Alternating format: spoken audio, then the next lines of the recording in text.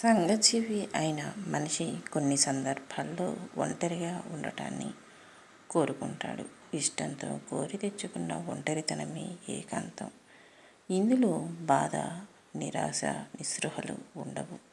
ఓ ఆనందం, ఒక సింహావలోకనం ఉంటాయి.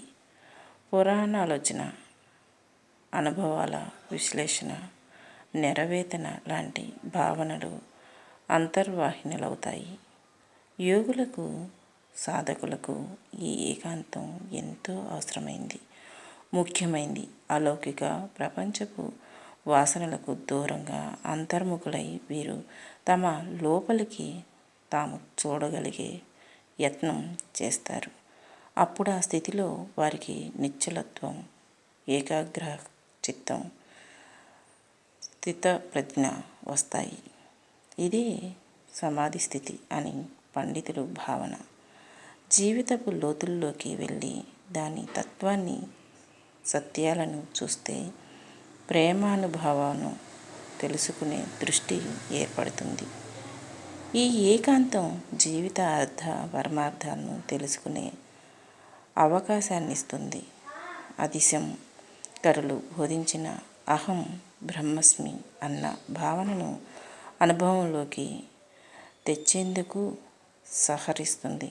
సత్వ సాధనకు, సత్య బోధనలకు ఇది సుగమమైన మార్గం. ఒంటరితనం, ఏకాంతం రెండూ ఒకటి కాదు. ఎవరూ లేకుండా ఒక్కరు ఉండటమే. ఈ రెండిటిలో సామ్యం అంతే. ఒంటరితనంలో చింత, ఏకాంతంలో చింతన.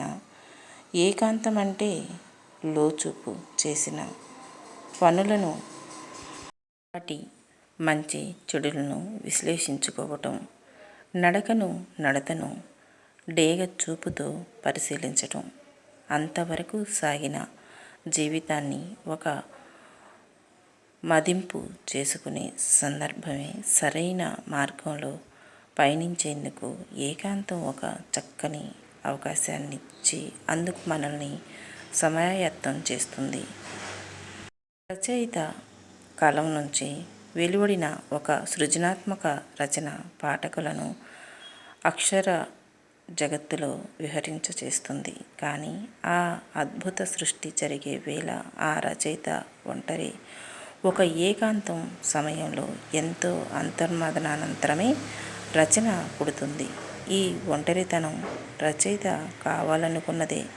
ప్రజల బాహ్య దృష్టిలో అతడు ఒంటరిగా ఉన్నాడన్న భావన కలుగుతుంది. కానీ అతడు తన ఆలోచనలతో, తన ఊహల సమూహంలో ఉంటాడు.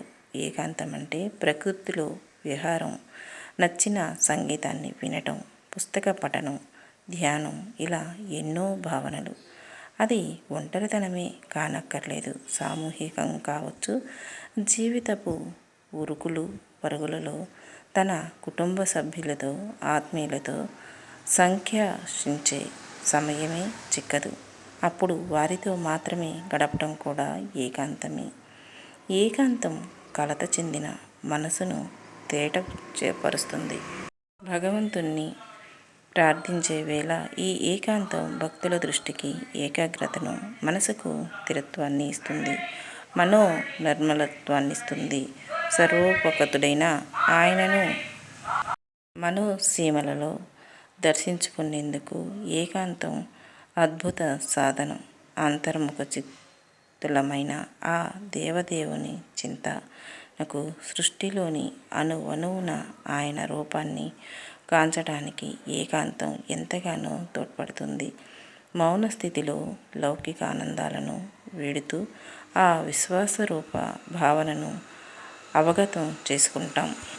అసలైన ప్రేమ అనుభవైక వేద్యమవుతుంది. అది గొప్ప ఆనందయోగం. అదే బ్రహ్మానందస్థితి. అదే దైవం. ఈ ఏకాంతానికున్న శక్తి అటువంటిది.